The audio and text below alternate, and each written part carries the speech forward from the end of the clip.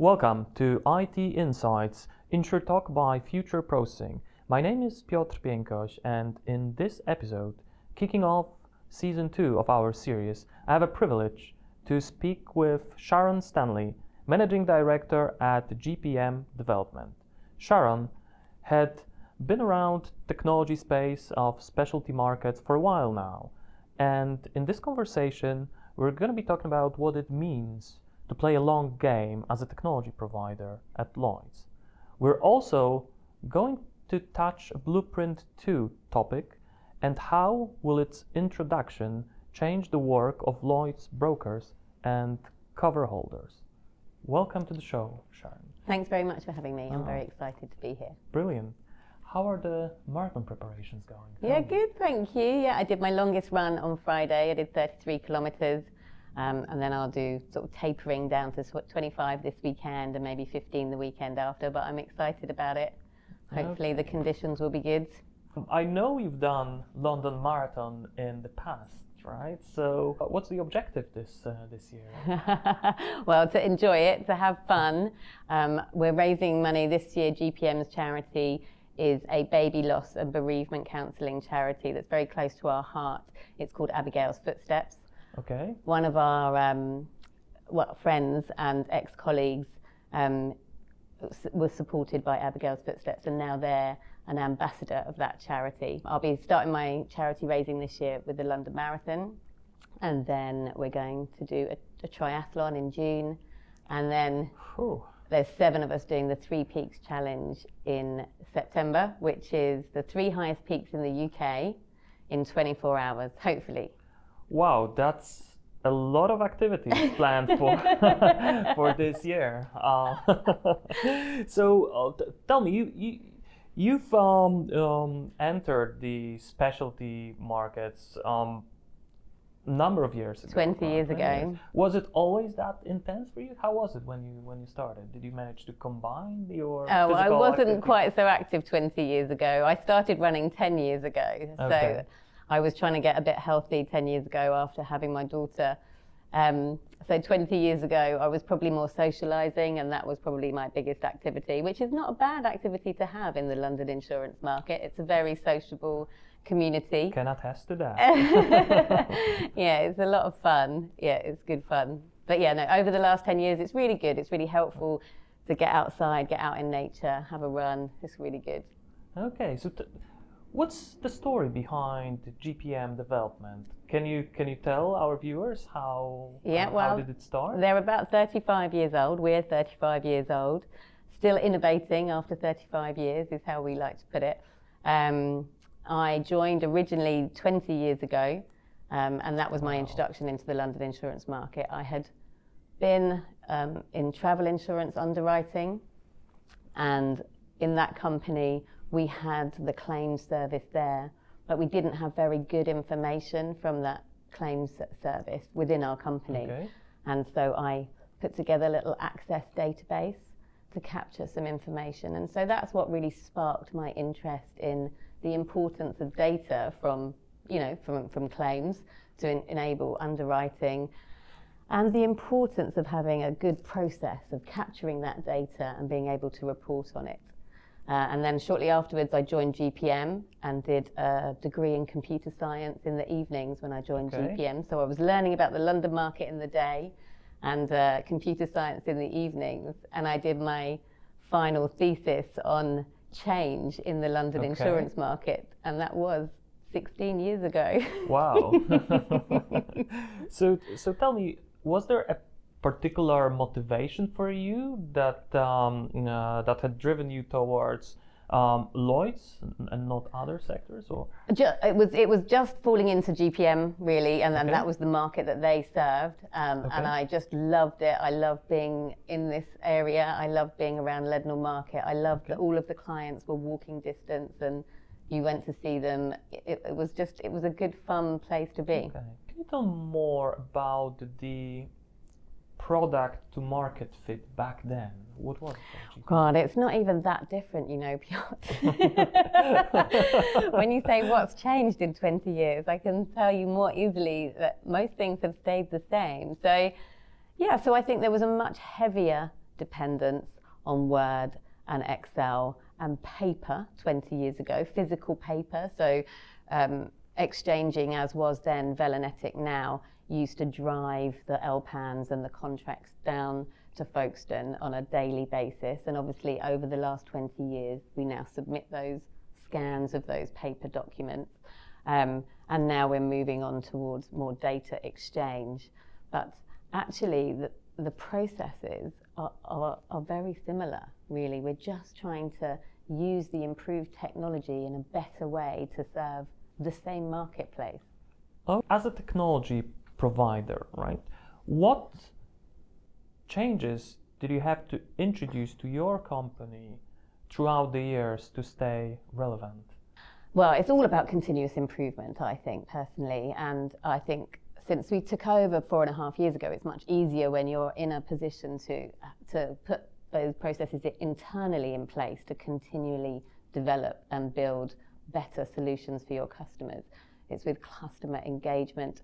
I think 20 years ago, it was much more one client wants it this way, and so you build it for that, and another client wants something this way, and you have, you know, settings on the software so that if you're this customer, you do this, and if you're this customer, you do that kind of thing. And what we're trying to do is smooth that out so that there is a single platform for everybody, and there is a single process for all lines of business, really, but that the technology allows it to be smarter, so you only see those fields if it's this line of business, and you only need to report on that.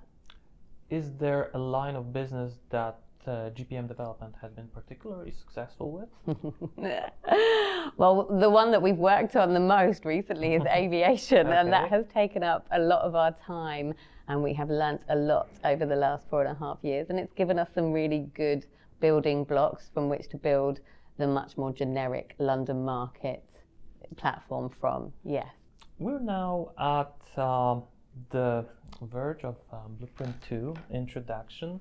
This initiative had, in my eyes at least, sparked a lot of emotions throughout the community. Your office is at Lloyd's, so can you tell us a little bit about what do you hear on the corridors, on the trading floor, from brokers and cover holders? It is good. It is good being in the Lloyd's building. It's great to bump into customers and to, you know, be able to meet with them very easily. But it's also good. We've got the Velenetic space on the 4th floor, and we've got the Lloyd's engagement partners on the 3rd floor. So there's the vendor engagement partner, and there's our customers engagement partner as well. So it's good to get to know them and give them feedback and get them to introduce them to our customers as well. I think we had just a GPM user group with Velenetic in January, and that gave our customers a lot of comfort because they could talk to each other with us there at the same time, so that we can tell them, you know, we're ready, this is what the process will be. When the technology is available for us to test, this is how we're going to test it. You know, the connection to the portals will be done through, we're in Accord's offices now, through ASG, and those standards. They can also use the portals when they're ready as well.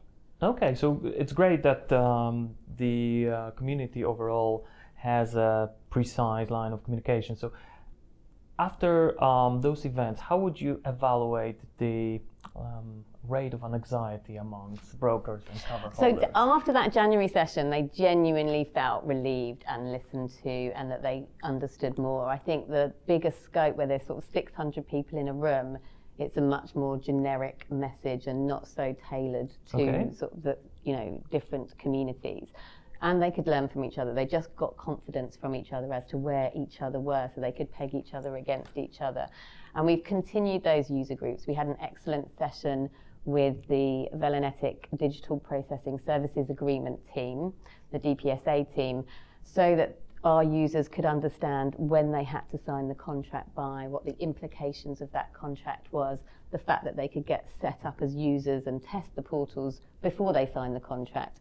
So all of those bits of information within the community, within, you know, what we're working together, I think really help our brokers. And I think for the smaller brokers, it might be a little bit more straightforward because they are less integrated. Okay. So it's a fairly straightforward integration from our system using ASG to upload contracts and documentation, Okay. as opposed to straight all the way through and back into the system, which is where I think the bigger brokers have a more complex, solution, and that they'll be affected more. Okay, so if I read it correctly, it means that the vast majority in terms of a number, right, smaller entities at Lloyd's don't really have to be that much worried about the Blueprint 2 initiative, because the mitigation steps are already sort of implemented into the technology provider and vendor landscape? I think so. I think that will be the case for the majority of the smaller brokers. They need to be aware, they need to get their administrator set up with Velanetic. When that becomes available, that will be key, and then setting up the users within their business and making sure they're familiar with it. We're having a look at the reporting and how that will be provided, because that's going to change from Velanetic, so we'll have a look at that soon. I think more and more will become easier once we get to see everything, which will be coming very soon, I think. And to what extent this does apply to the cover holders? I'm talking particularly about the binder process. So in terms of the contract processing, they still need to process their contracts in the same way and upload their bordereau in the same way. So they need to be familiar with that process, and they'll either do that through their vendor provider or directly onto the portals. Turning the discussion a little bit towards the vendor technology provider, what role specifically GPM and the GPM's product portfolio play in the integration part? So for phase one, it's fairly straightforward from the platform. They'll produce their documentation as they do today from our from IBS, and then submit it via our hub, via ASG, into the new world. And receive the bureau signing messages back into the system. Okay, so the processes won't change for phase one. What we're really working towards is phase two, and capturing the core data record, all of those fields, so that we can ease all of our customers into that next phase, which will be much more data centric, capturing all of the contract data in a structured way, and then sending that data on to Velanetic for corrections.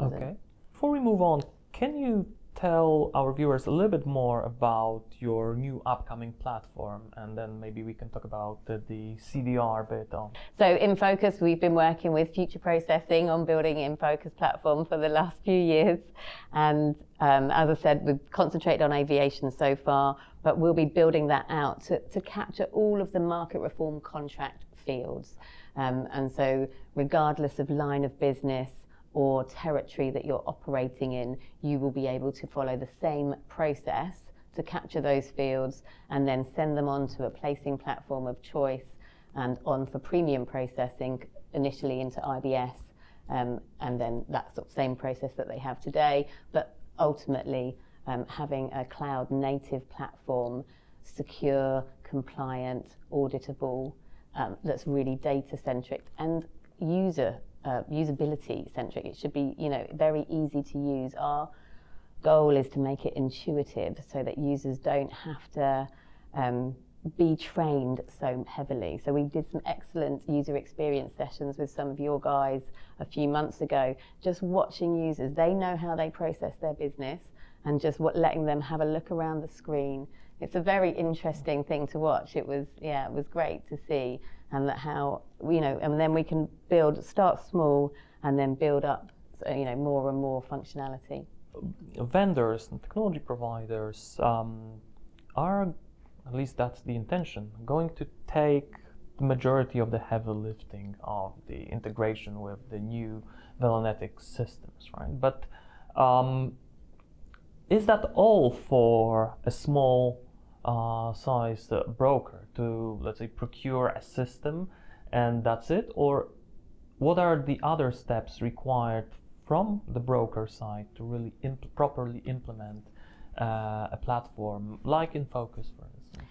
Well, I guess it's their processes that they need to have a look at and make sure that they're working in the most efficient way, look at their team structure, look at their organisation structure, and how they want to process that business, who needs to see which bits of data, who is the best person to enter that data, and try to remove any external Excel spreadsheets or other kind of data logging that people are doing, and try and incorporate that into a central process. That's what I think is important for the smaller brokers.